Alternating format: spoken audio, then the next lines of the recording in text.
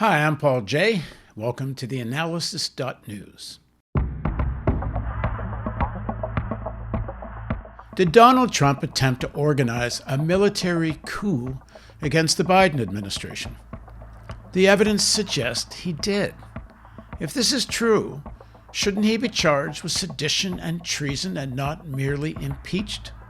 Did Mitch McConnell, as the majority leader of the Senate and the person who is ultimately responsible for the Capitol Hill police, deliberately allow the right-wing mob into the Capitol buildings?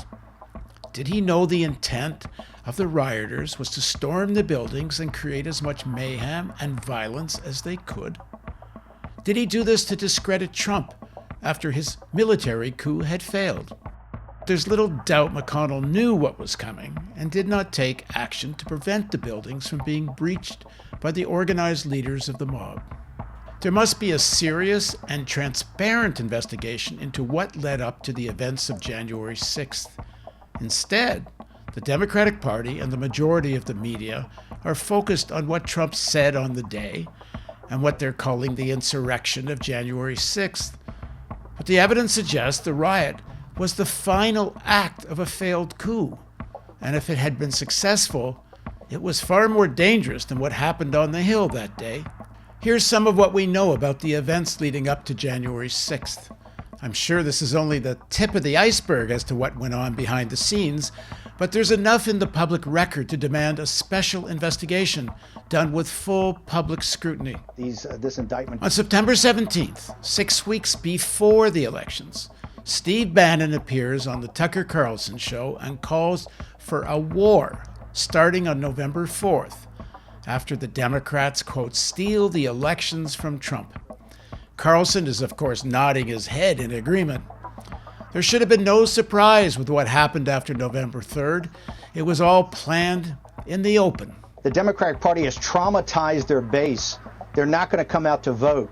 And so somehow they have to concoct some effort to steal this election, because they're not going to get people to come out and vote on game day, the 3rd of November of this year. And that's what I've been working on for the last couple of months. I was never going back to the campaign, and that's where these guys messed up. My platform's bigger now. My voice is bigger. I've got more resources, and all we're focused on is to make sure that the progressive left and the corporatists cannot steal the election with Donald Trump. I'm more focused than ever. We're kicking off a national tour on Monday called The Plot to Steal 2020. They're not going to stop my voice in assisting President Trump and making sure that this election that he's going to win on the 3rd is not stolen from him. And then maybe the real contest begins. Steve Bannon, I'm glad that you came on. Thank you very much. That's when the war starts. I'm beginning to think that's true. Of course, Democratic Party voters did turn out, and much of that was by mail-in ballot. After November 4th, Trump calls the vote results stolen and a fraud and launches dozens of lawsuits challenging the results. The war is on. The majority leader of the Senate, Mitch McConnell, plays along, defending Trump's right to challenge the results. He later claims he was told that Trump would eventually concede. It's clear that the election results were not the result of widespread election fraud, and in many courtrooms, Trump's challenges fail. Even Republican legislatures confirm the results. Trump does not concede. And as we get closer to January 6th, when Congress will certify Biden's election, Trump gets more desperate. Trump ally, retired General Michael Flynn, that is, recently pardoned General Flynn, calls for military intervention and martial law on December 17th. In an interview on Newsmax, Flynn says Trump, quote, could order within the swing states. If he wanted to, he could take military capabilities and he could place those states and basically rerun an election in each of those states. He continued adding, I mean, it's not unprecedented. These people are out there talking about martial law like it's something we've never done. Martial law has been instituted 64 times. The media pundits don't take Flynn seriously, and I got to admit, I didn't either. Trump puts enormous pressure on Republicans in Georgia in the state government to reverse the Biden win. He does this even though Georgia doesn't represent enough votes to change the results of the national elections. He's obviously desperate to get something to give his claim of fraud some validity. His January 2nd call with Brad Raffensperger, Georgia's Secretary of State, in which he repeatedly urged him to alter the outcome of the presidential vote in the state, goes public when Raffensperger releases an audio recording of the call. What else was going on in terms of Trump's contacts with the military? We don't yet know, but something concerned 10 former secretaries of defense enough to take an intervention seriously and issue a letter organized by Dick Cheney warning military leaders and the acting Secretary of Defense not to get involved in election results. There is an obvious concern that Trump's appointment as Secretary of Defense Miller is part of such a plan. In an opinion piece in the Washington Post, the letter of these former Secretaries of Defense stated in part, quote, as senior Defense Department leaders have noted, quote, there's no role for the U.S. military in determining the outcome of a U.S. election. Efforts to involve the U.S. Armed Forces in resolving election disputes would take us into dangerous, unlawful, and unconstitutional territory. Civilian and military officials who direct or carry out such measures would be accountable, including potentially facing criminal penalties for the grave consequences of their actions on our republic. The letter continues. Acting Defense Secretary Christopher C. Miller and his subordinates, political appointees, officers, and civil servants are each bound by oath, law, and precedent to facilitate the entry into office of the incoming administration and to do so wholeheartedly. They must also refrain from any political actions that undermine the results of the election or hinder the success of the new team. End quote. That's the letter from the Secretaries of Defense. In a show of further concern that a coup was being attempted, on January 4th, Admiral Stavridis, retired, wrote an opinion piece to Time magazine in support of the letter from the 10 Secretaries of Defense.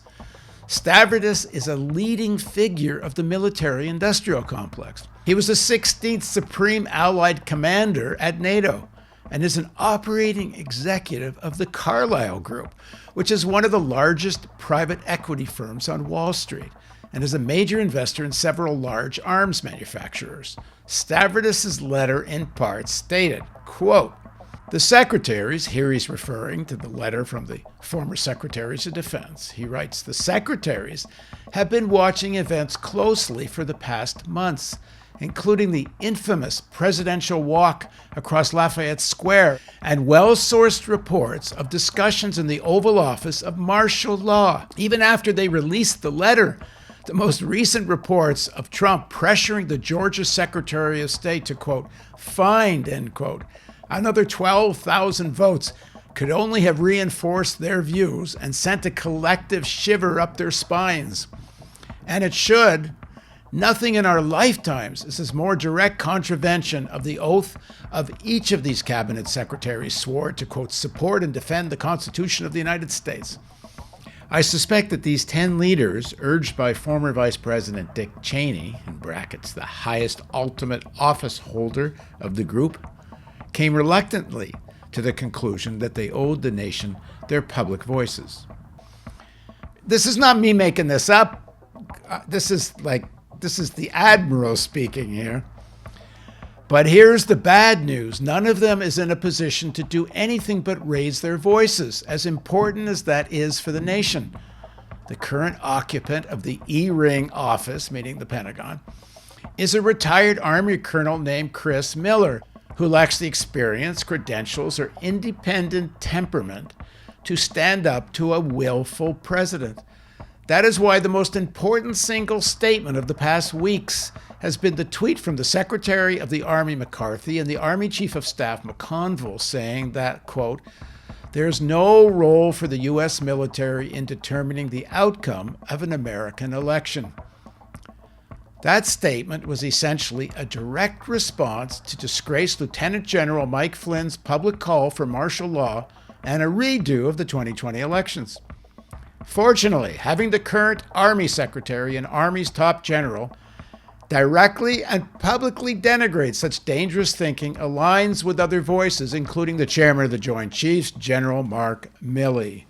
Now remember, that's an admiral. That's the former commander, supreme commander of NATO in Europe. This is not me making this stuff up. But what is clear from these statements is that there was a danger, perceived at least by these very experienced military people, that acting Secretary of Defense was in cahoots with Trump to carry out Flynn's insane plan of martial law. An attempted coup was in progress. On January 4th, the same day as the letter from the 10 former defense secretaries, the Financial Times editorial board says exactly that. Their editorial states in part, extraordinary as it may seem, what amounts to an undeclared coup d'etat is being attempted in the U.S. It will almost certainly fail, but the next 2 weeks will severely test the strength of America's institutions and the courage of its public officials. Again, that's not me. That's the editorial board of the Financial Times. The plan is now apparent. Trump would incite the crowd that rallied on Jan 6th to go to Congress, where the militants in the crowd were organized to storm the building. Bannon and others thought there would be similar riots in state capitals around the country. They expected Acting Secretary Miller to order the military to intervene, declare martial law, and new elections. This was Trump's utterly delusional plan. It didn't work out. Acting Secretary Miller was rebuffed by most, if not all, the senior military leadership. Still, based on what's in the public record, Trump should be investigated, at the very least, for sedition and treason. Why this isn't the focus of the Democratic Party and mainstream media, I leave for you to conclude. Trump's coup had already failed before January 6th, but the crowds were still on their way to Washington. They knew nothing of a coup, I assume, but are whipped into a frenzy by the far-right media. The organized militants are lusting for blood. Why didn't Majority Leader Mitch McConnell and the Senate Sergeant of Arms heed the warnings of the chief of the Capitol Hill Police and the D.C. Police? There was a ton of other intelligence that the right-wing militants planned to storm the buildings. The Sergeants of Arms of the Senate has primary oversight over the Capitol Hill Police, and he reports to Mitch McConnell, the majority leader. Why didn't they insist on a proper security perimeter? It could be made up of National Guard or regional police who were later called in. If they were so worried about the optics of all that, as we've been told, they could have hidden the guard in the basement tunnels under the Congress, only to emerge when needed. This is common practice in such cases. When the military didn't play ball with Trump, Trump decides to call the crowd into action anyway. By now, he's delusional enough to think he'll emerge with a win out of the bedlam, knowing that millions of Americans believe he's been chosen by God, and as he once said, he could shoot someone in plain sight and wouldn't lose voters. Maybe he's thinking ahead and can't let his base see him as being weak or capitulating under pressure. The question has to be asked, though, by this point, did McConnell want the chaos to take place? McConnell must know by now the military's not going to intervene the way Trump hoped. By the January 3rd letter from the 10 former secretaries of defense, most of the financial and other elites were ready to dump Trump, as seen by McConnell, Lindsey Graham, and Vice President Pence agreeing to certify the results of the Electoral College. Trump had outlived his usefulness and was now seen as a liability. Does McConnell decide that the chaos can work for him? Even on January 6th, it appears McConnell held back. If there is any doubt about the chain of command or how McConnell responded on the day, here's a January 10th report from the Washington Post on an interview with Stephen Sund, the chief of Capitol Police, after he had resigned. The Post report states at 3:45 p.m., and let me add, by this point, the National Guard had still not been called. The Post report continues, Stenger told Sund that he would ask his boss, Senate Majority Leader Mitch McConnell, for help getting the National Guard authorized more quickly. Sund never learned the result. Again, ask his boss, Mitch McConnell, whether they can call the National Guard. And the chief of police doesn't get an answer. Does McConnell think, after 4 years of eating Trump's excrement and pandering to his whims, that by letting the chaos reign and blaming Trump, McConnell will finally be rid of the Donald? Does McConnell see an opportunity to pry free the Republican Party from Trump's maniacal grip?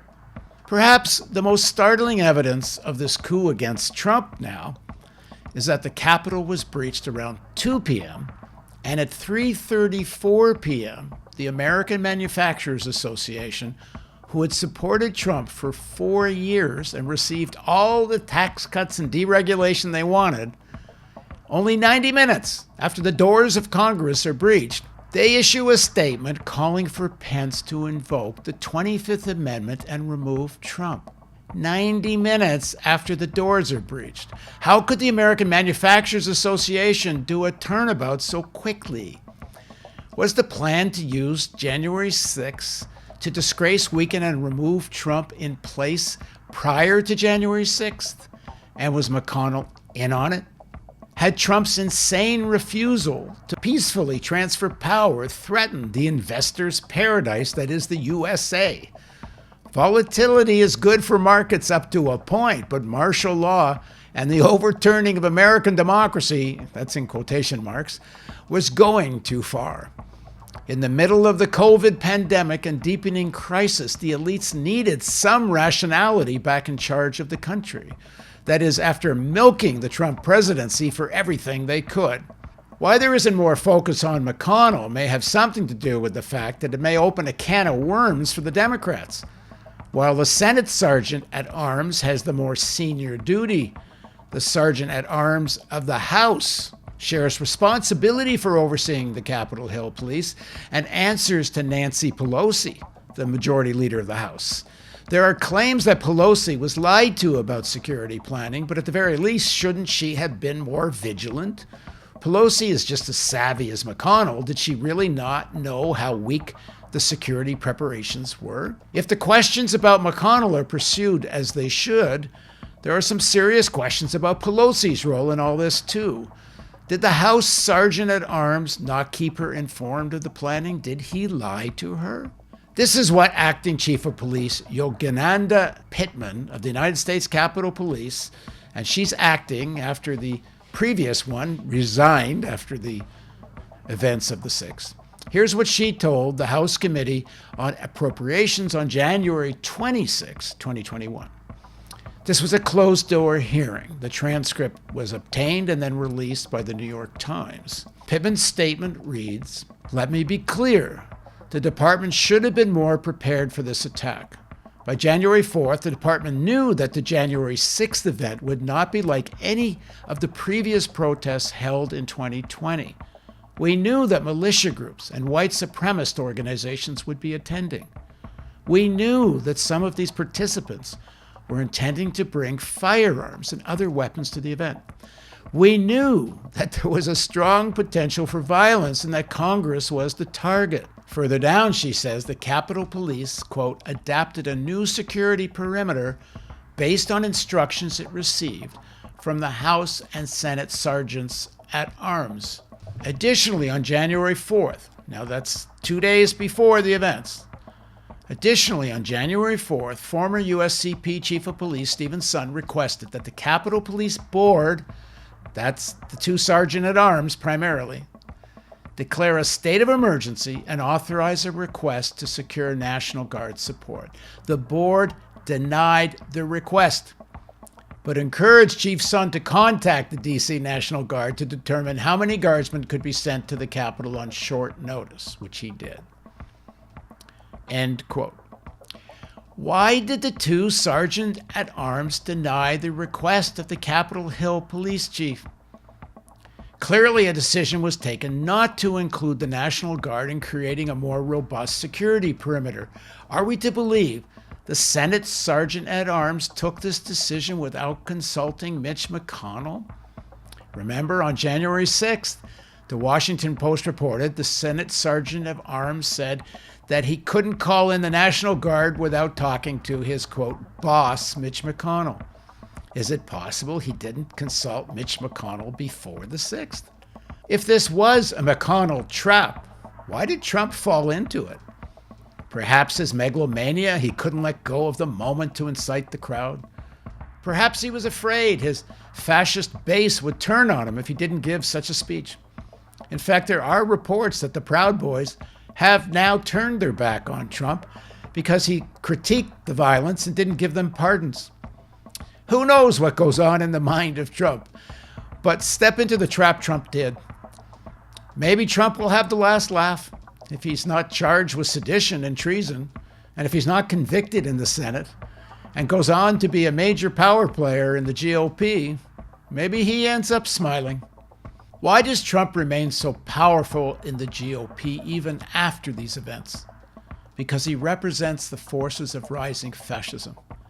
As I've said before, he's the buffoon tip of a serious fascist spear. There's a mass base for Trumpism, just as there was for the racist and militarist Ronald Reagan. This is a truth that everyone has to face. The Wall Street-friendly policies of Clinton and Obama strengthened these forces. Will Biden be different?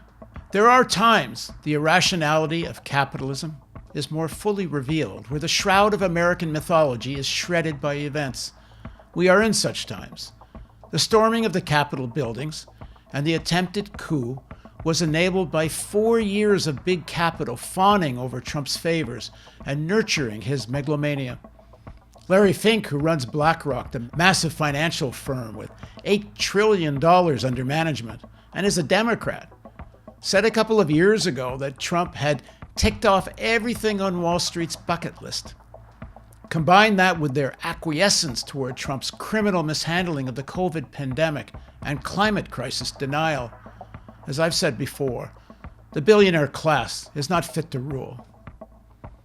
Will Trump and others, including members of Congress, be charged with treason and sedition? Will McConnell's role be investigated? Unlikely. That wouldn't support the myth of American stability, the shining beacon on the hill. Wall Street and the American Manufacturers Association wouldn't think that's good for business.